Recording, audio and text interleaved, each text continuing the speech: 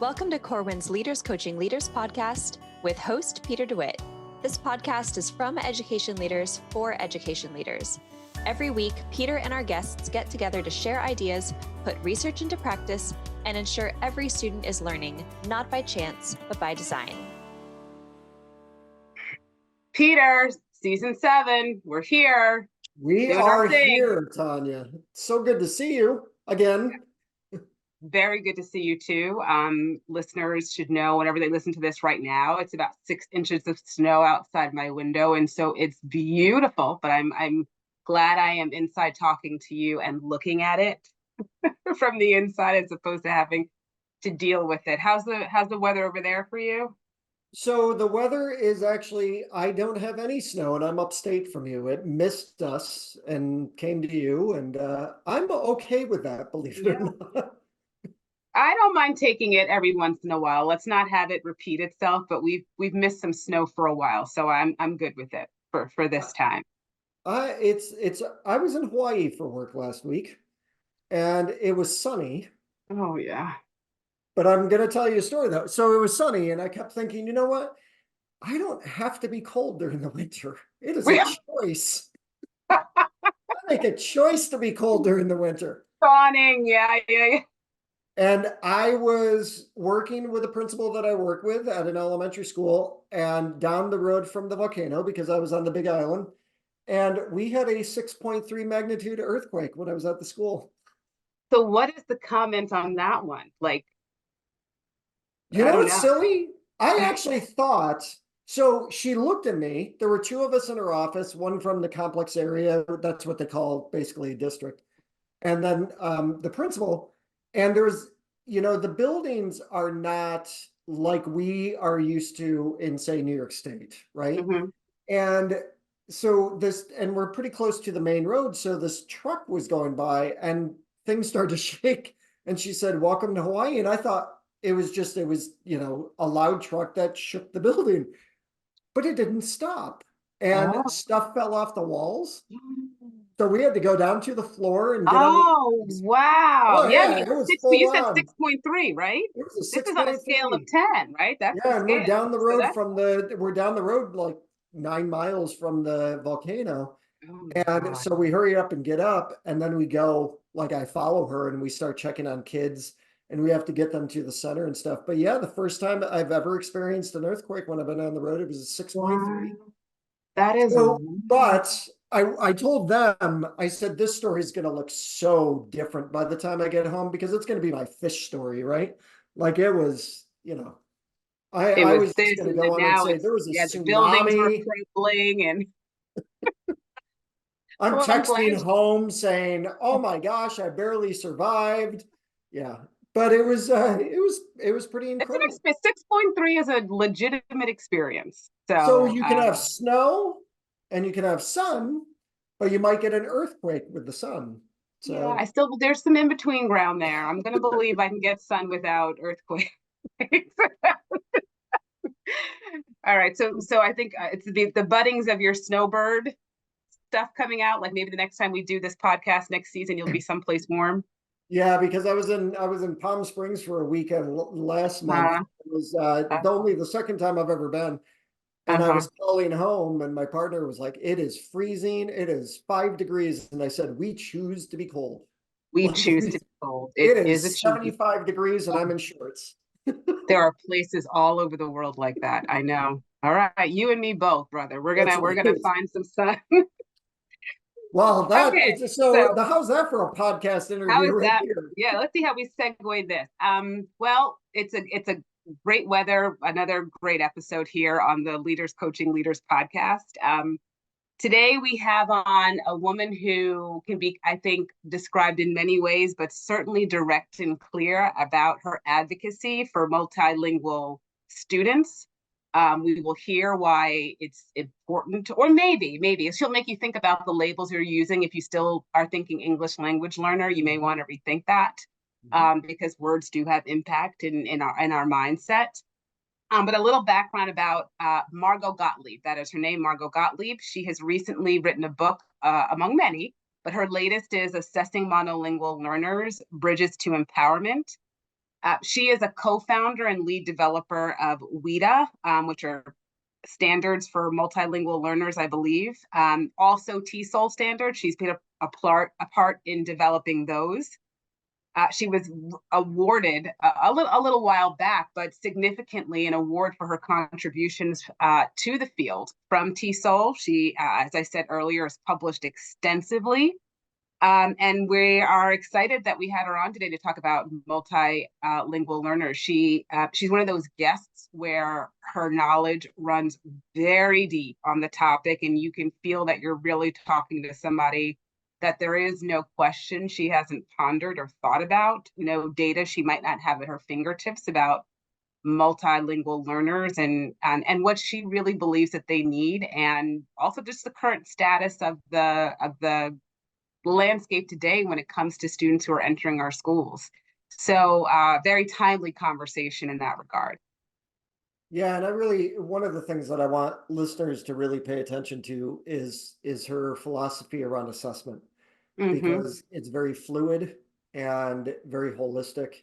And that doesn't mean it's not impactful. In fact, it's much more impactful with the way that she describes it, because she really focuses on the fact that assessment, is not just about the students. It's about what we're learning, the growth that we are all making as educators and as students. So paying attention to that is going to be really important. I think that's, to me, one of the shining stars of the interview, because the more we can get people to look at assessment in the way that she describes, I think the better off we'll be.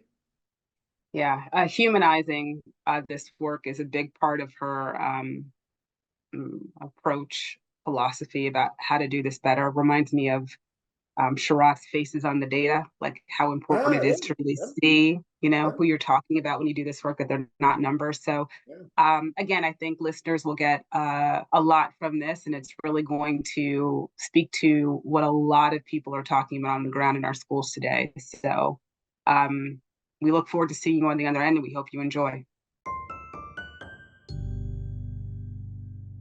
Did you know Corwin provides Visible Learning Plus workshops led by some of the biggest thought leaders in education? Discover strategies from John Hattie, Fisher and Fry, and more as they share evidence-based solutions for immediate impact in your classroom. Get started at corwin.com today. Margo Gottlieb, welcome to the Leaders Coaching Leaders podcast. Well, thank you very much, Peter. It's a pleasure to be here. It's good to see you again. It's been a couple of years since we talked to you last. I agree. It has. It's probably a pre-COVID time even. Oh, gee, that's if we could imagine. We have been doing this for a while. Wow. Well, thank you for making me feel old. So that's a good start to the podcast. So I'd like to talk to you about a variety of things, but your background is very rich, and you've got this diverse career, from a language teacher to an international advisor and everything, the dash in between, which, there's a lot of ground there. What brought out this primary, passion to work with and advocate really for multilingual learners and their teachers? That's such an interesting question. Part of it was born out of my scholarship in pursuing a PhD, which originally was to be in administration. But when I completed a program, I found that the institution did not grant that degree. So I switched over to evaluation research. And I was a bilingual teacher at the time for a very large school district. And that was my passion. It was just being with these children from multiple languages and cultures. And it excited me, and I wanted to do everything I could to support them. So I took this notion of evaluation research and directly applied it to assessment, because I thought that was an area that was misunderstood for multilingual learners.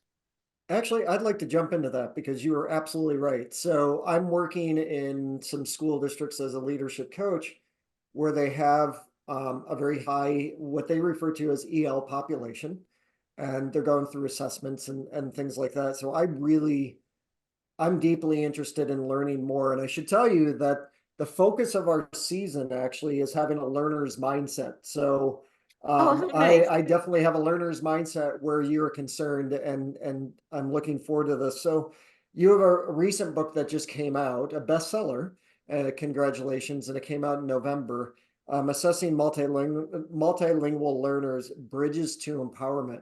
So talk to us a little bit about, you went from this evaluation to the whole idea of assessment. Can you talk a bit about that journey and why did you do that? I did it because I wanted to have a more personalized relationship with teachers and students and make them central to an assessment discussion. So multilingual learners, teachers, and even families had input in decision making. At that time, assessment was done to them, and considerations for multilingualism and multiculturalism were scant at best.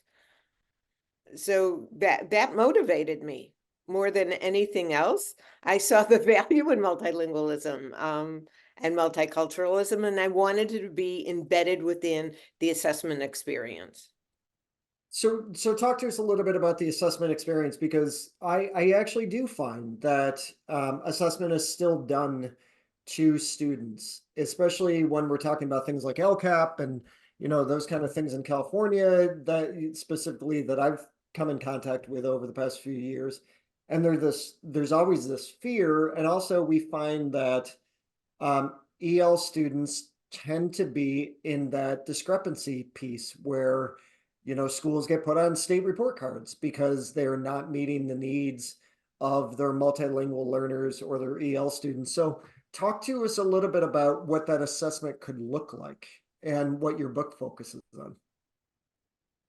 I would say more than anything else, we need to have a more balanced system.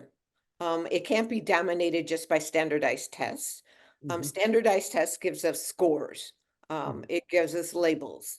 It gives us data to use for large scale groups of students. It doesn't help with individual students. It isn't very helpful for teachers. We need to complement these large scale measures that are mandated. I mean, it's part of federal law. We all realize it. And you can gain information from it. But what happens in the classroom every day is geared towards learning, not towards outcomes. So there's a different purpose. It's not for accountability. If it's for growing and learning and engaging in each other, students engaging with other students and with teachers to form relationships, and to glean ongoing information about what students can do. So, and I like that it certainly fits in with the whole theme of the show this season, the having the learner's mindset. One of the trends that I've seen quite a bit lately over the past, I would say, year, is that of empathy interviews, where they're interviewing students asking, what are the barriers to your learning? And they're obviously doing it in a very age appropriate, developmentally appropriate way, but they're really trying to get an understanding. It kind of fits in with what you're saying. If they're trying to gain an understanding of where the learners feel like they learn best and what the barriers are. Now, are those some of the things that you're also looking at? Sure, I'm looking at whatever ways that we can have conversations with our multilingual learners so they become empowered and agents of their own learning. And so I've built a model over the years. It's really looking at assessment as, for, and of learning, where we look at the different types of assessment, the different forms of assessment, the different purposes, and look at them as pieces of a puzzle that we can put together so that teachers and students can build upon each other's strengths in order to grow. So one of the things I was thinking of when you were just saying that with the assessment piece is, you know, we as educators don't always, I mean, I think we know about assessment, but I don't think maybe we understand all of the nuances of assessment. So how is this book different from other books on equity? And how does it help, you know, kind of from an assessment standpoint, shift the mindset of educators? What I've tried to do is look at assessment as an extension of instruction. Okay. Not look at it as separate.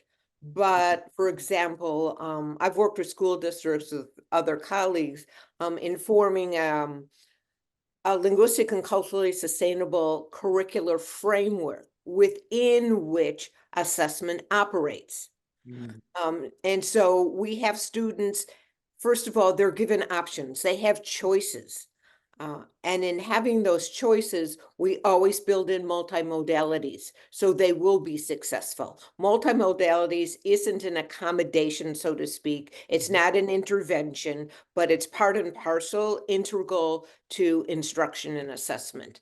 And I think this whole notion I've also speak to in the book of multiliteracies and how that has become prominent in the literature, but yet we have not seen it in assessment.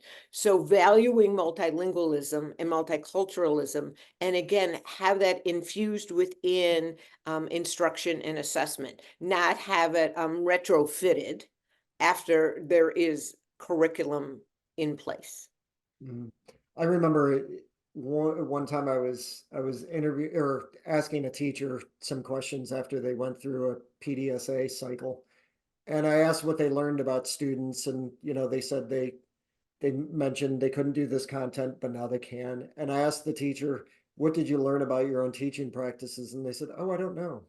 And I always looked at assessment as not just learning about what the students know, but what do I know about my own teaching? What am I learning to actually improve on? And how is this having an impact on how I deliver content in the future? And it sounds like that's really what you want to be able to do when it comes to assessment as well. See people, Well, or you want assessment, people to see it as yes, a natural assessment, part of teaching. correct, right. That it is authentic. With assessment for learning, it's built around a feedback cycle. And the feedback is to improve both teaching and learning. It's mutually exclusive. And it's to empower teachers as much as to empower students. Why do you think people don't have that mindset now? Or some people don't have that mindset, that assessment is fluid and a part of this cycle. Why do you think that happens? Well, for multilingual learners, it's still very monolithic. We look at, you only can measure assessment in English because that is the goal of education. And I think, I would think we need to shift that and embrace multilingualism and multiculturalism. Do you, what would you say is unique about assessment for multilingual learners? Is it the monolithic part of it, or are there more unique aspects to this? Anybody who's working in multilingual education will tell you that multilingual learners have so many assets, resources that they can bring to both instruction and assessment, and they're not being tapped. And so the full potential of our multilingual learners is left at the door, because if they're only being able to use English as a communicative mode, then we've lost the idea that we're looking at a whole child. Yeah. It's only half the child or a third. I know you've given a lot of examples, but from a scenario standpoint, I talked to you a little bit about that teacher that was going through the PDSA cycle, but in your experience that you've had, what are some of the best examples you have of how this looks? Are there any stories that you've learned from where you can offer some, maybe one or two scenarios on what this looks like, where you've seen it working really, really well in a classroom or school? I can't think of one per se, but whenever you walk in a classroom, you can tell that the students are valued, that the classroom climate is such that they feel like they're a community of learners because their languages and cultures and original work is plastered all over it. And when students have opportunities to interact with each other, they have their choice of languages. And that's captured as part of assessment. Even though the teacher may be monolingual, that doesn't mean she should negate that multilingualism to her students, which they will thrive on. I mean, the data show that. Yeah. So talk to us a little about, you're the co-founder and lead developer of WIDA. So can you talk to people who might not know what WIDA is and what it does? What's the work that WIDA does? WIDA is a consortium of states that was grown out of the original enhanced assessment grant that came with No Child Left Behind. So we just had our 20th year anniversary, hard to believe.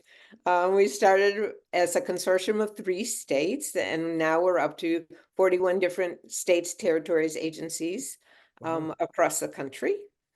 We're very proud of our can-do philosophy. We've always looked at curriculum instruction, assessment, standards, research through this multilingual lens, as looking always in a positive light. So we become hopefully very trusted in any teacher who serves multilingual learners.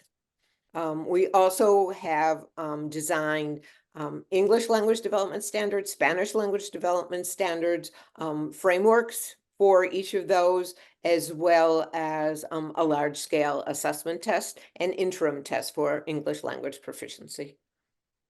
So you were also, you were recently honored by, I'm probably not going to pronounce this correctly because it's an acronym, but TESOL, TESOL?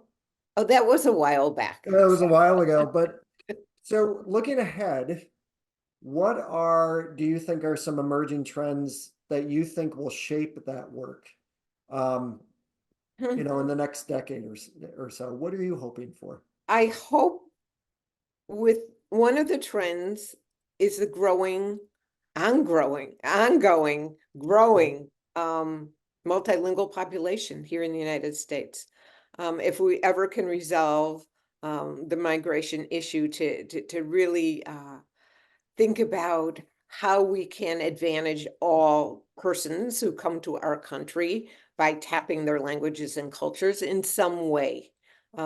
Resources through libraries, through community organizations. It doesn't have to be the sole responsibility of schools. And assessment data starts with a portrait of a child. We have to know who these children are and what they can do in their multiple languages, what has been their continuity of educational experiences, how they can bring that to the fold, and what our expectations can be for both language and content. So this seems to be, this seems to be a very polarizing conversation. Sometimes you're laughing. You were wondering when I was going to get there. It is. It depends on the state you go to, and we both travel quite a bit. This seems to be a polarizing conversation in some states where teachers really kind of don't want to do anything about it. They want to kind of, because they're worried about what they're going to step into. Does that ever come up in the work that you're doing? And if so, how do you help people see beyond the political side of it and more about the human and child side of it? And I think you touched a very important point. What I've tried to do through my books is humanize assessment. Make it real for all persons. And if you are a teacher, you have the responsibility of teaching each and every child. You can't be selective in who you're teaching or where you're teaching necessarily. So I think it's really important for teachers to really think about, where are these students coming from? Look at the advantages they can bring, even though they may have suffered through traumatic experiences. And that's where the empathy comes in. It's our responsibility to educate these children the minute they walk across the border. Yeah. And so I would hope that that teachers really, think about the students and their families and do the best they can. And they're difficult circumstances for teachers. They have a tremendous amount of work to do. There's always new initiatives, but they are to serve the students first. I would think that would be most important. Yeah, I often find that when you go to some states where they don't want people to have this conversation, when you get into a closed room, this is the kind of conversation that people definitely want to have, because you're absolutely right. What is at the core of a teacher, and hopefully school leaders as well, is the idea of wanting to help every child, regardless of where they came from. And I To think be that, supportive, sure. yeah, and I think the monolith part that you talk about, so many different times that comes up, and not everybody has this kind of, not everyone is within that monolith, and we have to understand that everybody comes in with their different stories. So I think the work that you're doing is hugely impactful. Because we're focusing on this idea of the learner's mindset in your career, what have you learned? You know, you went to get your PhD and you did all this work, but what have you learned along the way? I've learned that it's hard work. It's very complex. You can't make any predictions. You have to do the best you can all the time. Mm. And you have to be welcoming. So before we end, what are 3 things you want people to take away from your book? Like when they're your latest book, because you have a lot of books. So why don't we say that? What are 3 things you want people to walk away with? And I'm sure there are some things that you've said before, but maybe they're worthy of saying them one more time before we leave each other today. 3 things is that, number 1, I think that we are doing a better job, and I've tried to accentuate this in the book, of integrating content, language, and culture. I think that the notion of having independent domains, such as listening, speaking, reading, and writing, are no longer functional. We live in a multimodal, multicultural, multiliterate world.